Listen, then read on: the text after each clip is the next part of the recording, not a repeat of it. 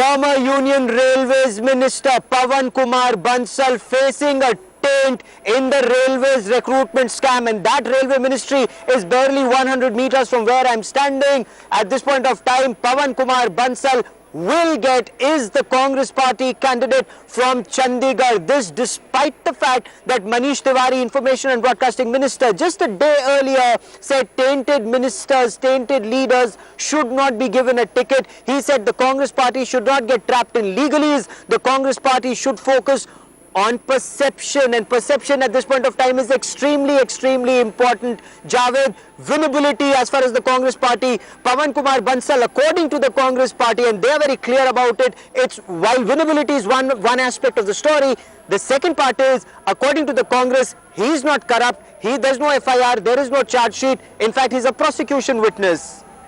Certainly, they've taken refuge behind this technicality that he's not been, there's nothing been proved in court, and in his case, they say that, like you were saying, there's no charge sheet against the man. So why damn him even before the courts have had an opportunity to try him and pass their verdict? They've given him the benefit of the doubt.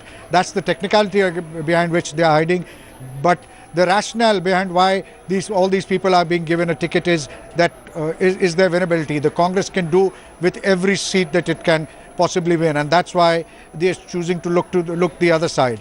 They've also we were told that the leadership was very keen that senior leaders contest from the constituencies that they stood for the last time.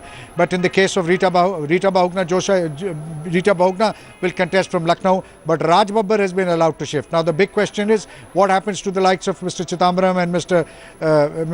Manish Tiwari and all the others who want a shift in their constituencies? Will this be the norm? What are your sources telling you in the Congress party? Because P. Chidambaram earlier today was given an ultimatum by the Congress party top leadership, where he was told it's Sivaganga or nothing. He wanted Karti Chidambaram. The leadership said it's either you or you are not there at all. What is Chidambaram's verdict on this, or what is Chidambaram's reaction on this, Javed?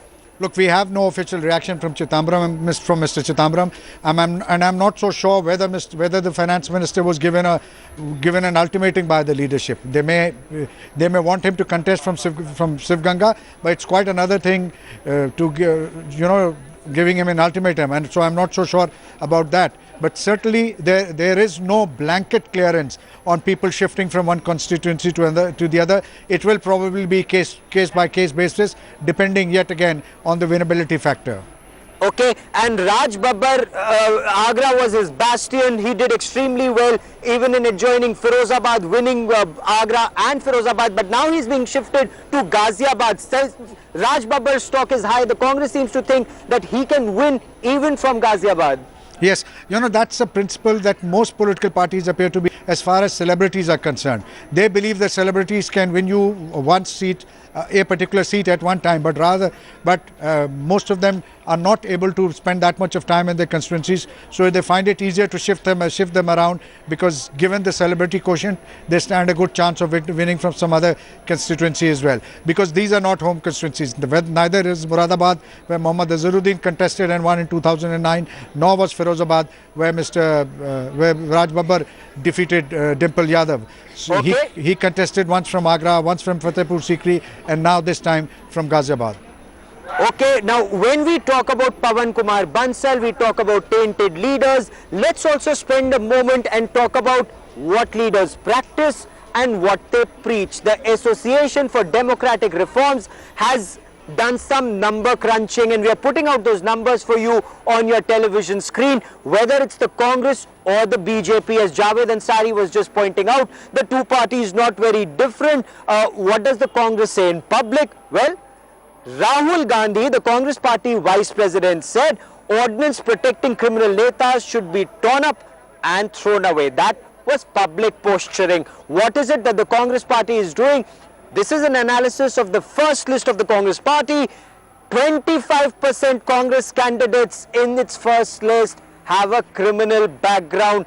That is something that the Congress party and its vice president Rahul Gandhi would well do and explain. Is the BJP any different? Well, what does Arun Jaitley say?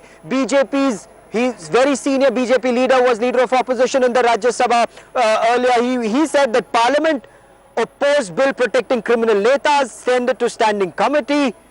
The UPA government brought an ordinance. This is what he had said on the 30th of September 2013, but 37% of BJP candidates, according to ADR, this Association for Democratic Reforms, they have a criminal background. So BJP's poll position is something, actual position on ground is something altogether different. Javed, whether it's the Congress or the BJP, the situation very, very similar. And in fact, if you take the argument further, whether it's the Shiv Sena, whether it's the Samajwadi Party, the BSP or Mr. Om Prakash Chautala's Lokdal, all these parties or prominent leaders belonging to these parties have one case or the other pending against them.